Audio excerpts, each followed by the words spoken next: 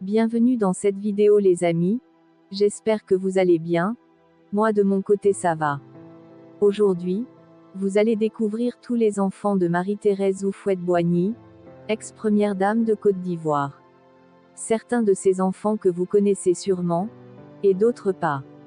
Pour cela, je vous prie de regarder cette vidéo jusqu'à la fin avant de commenter, et surtout, n'oubliez pas de vous abonner, tout en cliquant sur la cloche de notification pour ne pas louper à mes prochaines vidéos. Let's go les amis. À toute la Côte d'Ivoire, Ivoiriens ici ou d'ailleurs, soyez fiers de notre pays et croyons en un avenir radieux. Je vais terminer mon propos en réitérant à l'Assemblée et particulièrement à Monsieur le Président de la République et à Madame la Grande Chancelière, à toutes mes consoeurs ici présentes, ma profonde gratitude en espérant que vous retiendrez tous les mots qui me sont les plus chers. Paix, amour, tolérance, pour que vive la Côte d'Ivoire et que vivent les Ivoiriens dans la paix et dans l'harmonie.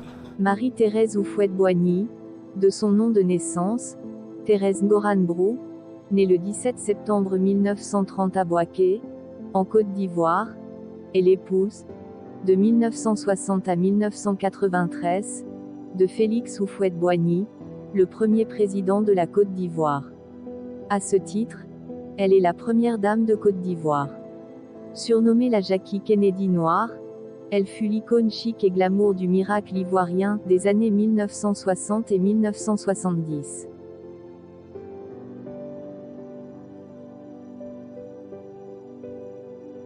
L'aînée d'une fratrie de 10 enfants, Thérèse Ngoran Brou est la fille de Lambert Yao Brou, ancien inspecteur des douanes en Côte d'Ivoire, et de Suzanne Aya Folquet.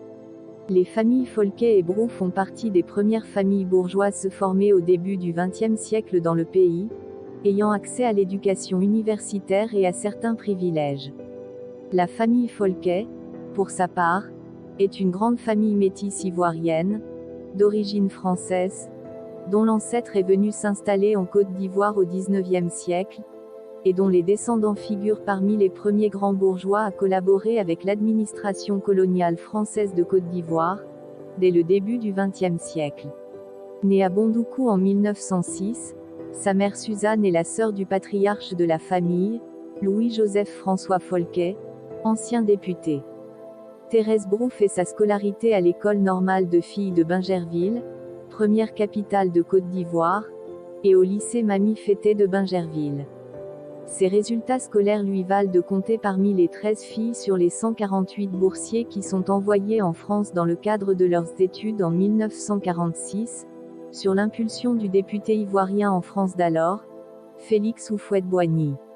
C'est donc adolescente, à 16 ans, qu'elle arrive en France, où elle choisit de se spécialiser dans l'assistance sociale.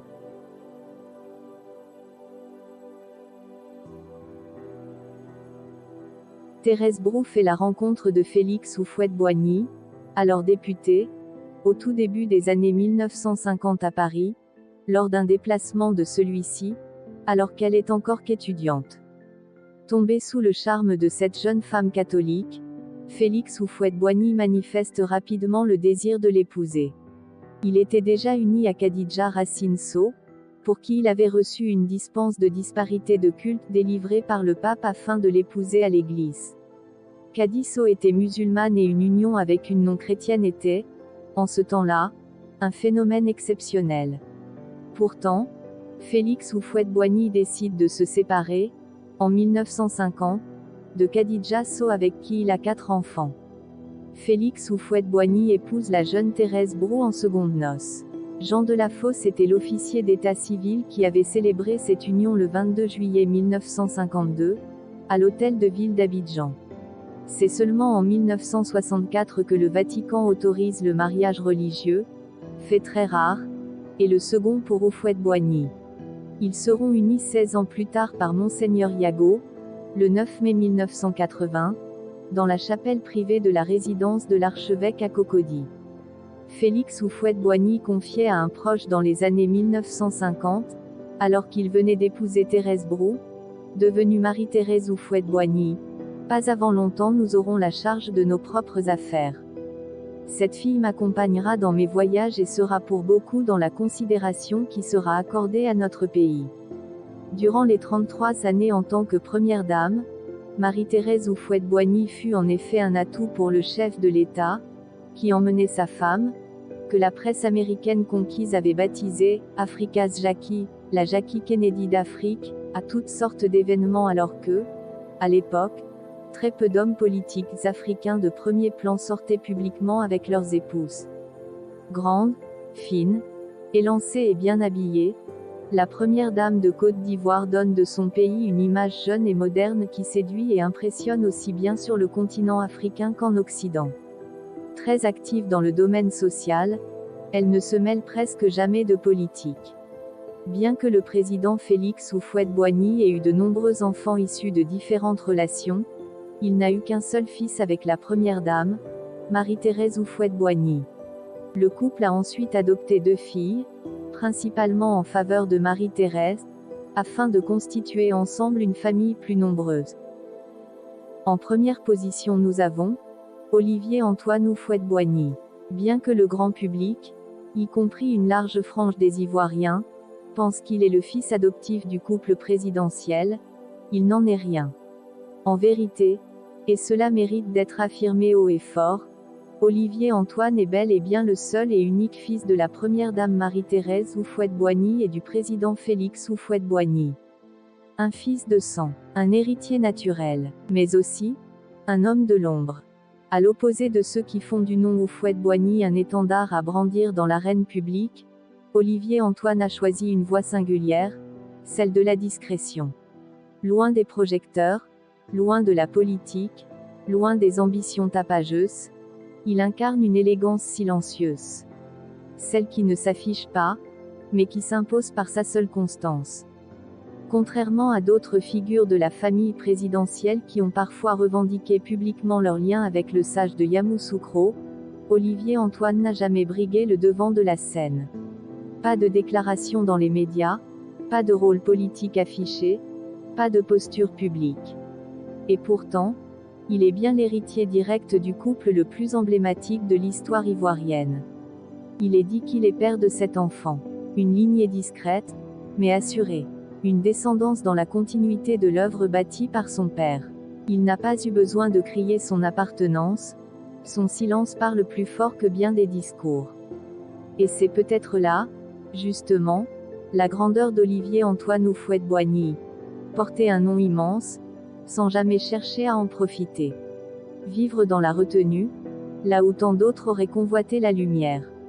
Être l'héritier, sans être le prétendant.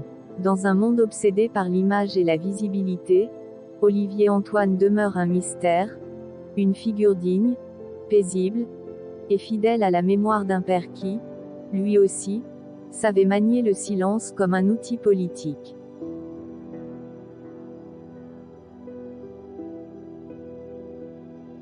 En deuxième position nous avons Marie-Lise Houphouët-Boigny. Fille adoptive du président Félix Houphouët-Boigny et de son épouse, Marie-Thérèse Houphouët-Boigny, Marie-Lise incarne une certaine idée de l'élégance, de la retenue, et de la fidélité aux grandes valeurs qui ont façonné la Côte d'Ivoire moderne. N'ayant qu'un enfant biologique commun, Félix Houphouët-Boigny et son épouse décida d'adopter 2 enfants, afin de fonder une famille nombreuse, non seulement dans la sphère intime, mais également comme reflet symbolique d'un foyer présidentiel uni. Parmi ses enfants, Marie-Lise Houphouët-Boigny occupe une place importante, élevée dans le respect des traditions, dans le confort d'un environnement cosmopolite, mais aussi dans le sillage de l'exemplarité. Marie-Lise a grandi entre la Côte d'Ivoire et la France, dans un cadre raffiné, au cœur des cercles diplomatiques, culturels et intellectuels. Très tôt, elle a été exposée aux exigences du protocole, à la noblesse du service public et à la rigueur morale héritée de ses parents. Elle a reçu une éducation soignée, influencée par les standards européens tout en restant profondément attachée à ses racines africaines.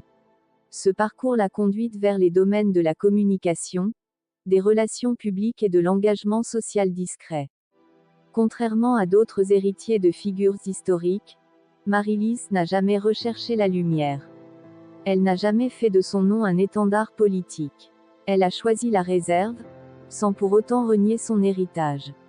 Une position d'équilibre, rare, qui la distingue dans un monde de plus en plus bruyant. Le 4 septembre 1999, elle épouse le célèbre rappeur français Ménélique, de son vrai nom Albert Jamague. La cérémonie, fastueuse, a lieu au château d'Esclimont, dans la région centre de la France. Ce mariage, célébré en grande pompe, attire la présence de nombreuses figures du monde artistique français, telles que MC Solar, Pascal Légitimus, Bambi Cruz ou encore Pauline Esther. Il symbolise alors l'alliance entre deux univers, celui de la noblesse politique africaine, et celui de la scène urbaine européenne. Malgré les aléas de la vie conjugale, Marie-Lise conserve une image digne, stable et élégante. Elle ne participe pas au débat public, n'apparaît que rarement dans les médias, et se tient éloignée des tumultes de la politique, préférant une vie faite de spiritualité, de raffinement et de discrétion. Installée principalement en France, notamment dans la région de Cannes, elle mène une existence paisible, partagée entre souvenirs familiaux, voyages, moments de recueillement, et engagement personnel. Très active sur Instagram, elle partage avec pudeur des bribes de son quotidien, des hommages à ses parents, des citations inspirantes et des moments de vie à la fois simples et précieux. À travers son silence et sa réserve, Marie-Lise continue de porter l'héritage Houphouët-Boigny avec classe et humilité. Elle ne revendique pas un rôle politique. Elle ne brandit pas son nom comme un drapeau. Elle vit, tout simplement, mais avec une profondeur que seuls les observateurs attentifs peuvent saisir. Marie-Lise Houphouët-Boigny n'est pas une femme publique. Elle est une femme de présence. Son existence s'inscrit dans la continuité discrète d'un héritage fondateur. Par sa seule manière d'être, elle rend hommage à la mémoire de Félix Houphouët-Boigny et à la vision de Marie-Thérèse Houphouët-Boigny. Elle est la preuve qu'il est possible d'honorer un grand nom sans jamais l'exploiter.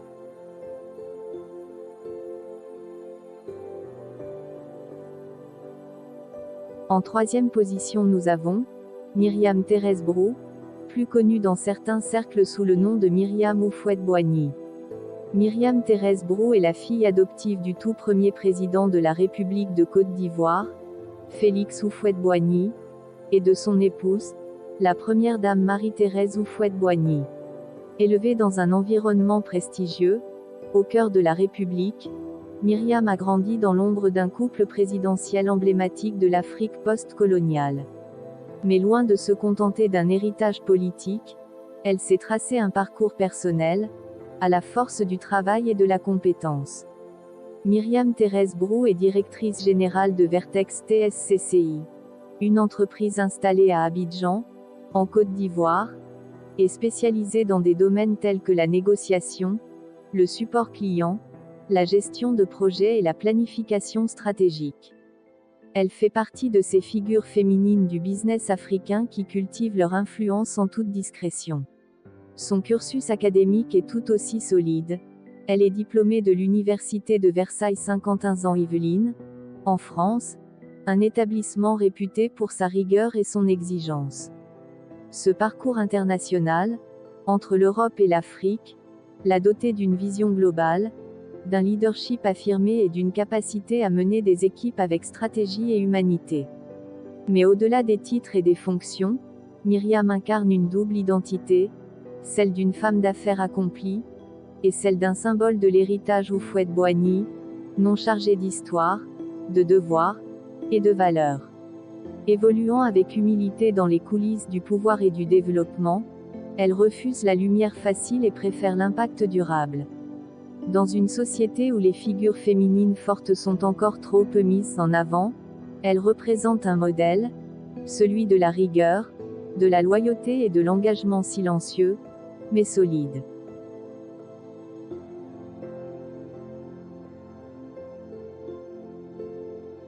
Après le décès de son époux, le président Félix Houphouët-Boigny, survenu le 7 décembre 1993, Marie-Thérèse Houphouët-Boigny, surnommée la colombe de Yamoussoukro, a choisi de s'effacer progressivement de la scène publique. Longtemps première dame de Côte d'Ivoire, figure d'élégance, de foi et d'engagement social, elle s'est retirée dans une vie de discrétion et de recueillement, fidèle à son image de femme réservée, digne et profondément croyante. Veuve à l'âge de 60 ans, elle n'a jamais cherché à jouer un rôle politique ou médiatique après la disparition de celui qu'elle a accompagné pendant plus de 4 décennies au sommet de l'État. Éloignée des conflits de succession et des luttes de pouvoir qui ont marqué l'après-Houphouët, Marie-Thérèse s'est consacrée à sa vie spirituelle, à sa famille, et à la mémoire de son mari, sans s'impliquer directement dans les affaires publiques. Elle a incarné le silence noble et la continuité morale, dans un contexte national souvent agité. Bien que retirée, son nom reste profondément lié à l'héritage du premier président ivoirien. Elle demeure une figure symbolique de la stabilité, du raffinement et de la paix sociale de l'ère houphouëtiste. Par fidélité à son défunt mari, elle n'a jamais fait de déclaration publique ni donné d'interview politique. Certaines apparitions très rares l'ont montré lors de cérémonies religieuses, ou à l'occasion d'événements liés à la Fondation Félix Houphouët-Boigny pour la recherche de la paix, mais toujours dans la retenue. Marie-Thérèse Houphouët-Boigny a mené une retraite paisible entre la Côte d'Ivoire, la France et parfois Rome, entre prières, mémoire et recueillement.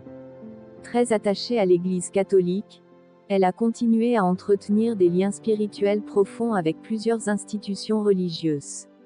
Son silence, loin d'être un effacement, est perçu comme une forme de fidélité et de grandeur, celle d'une femme qui a incarné la République sans jamais chercher la lumière, et qui continue d'exister comme un repère moral et historique pour toute une génération. Aujourd'hui, bien que loin des projecteurs, Marie-Thérèse Houphouët-Boigny reste un symbole vivant de l'élégance républicaine, de la loyauté conjugale et de la mémoire nationale.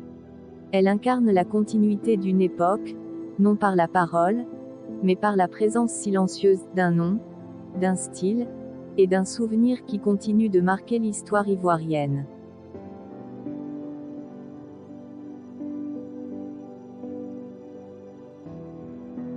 Et voilà les amis, c'est tout pour cette vidéo.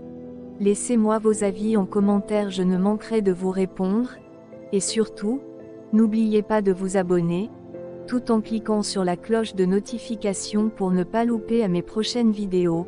On est ensemble la MIF.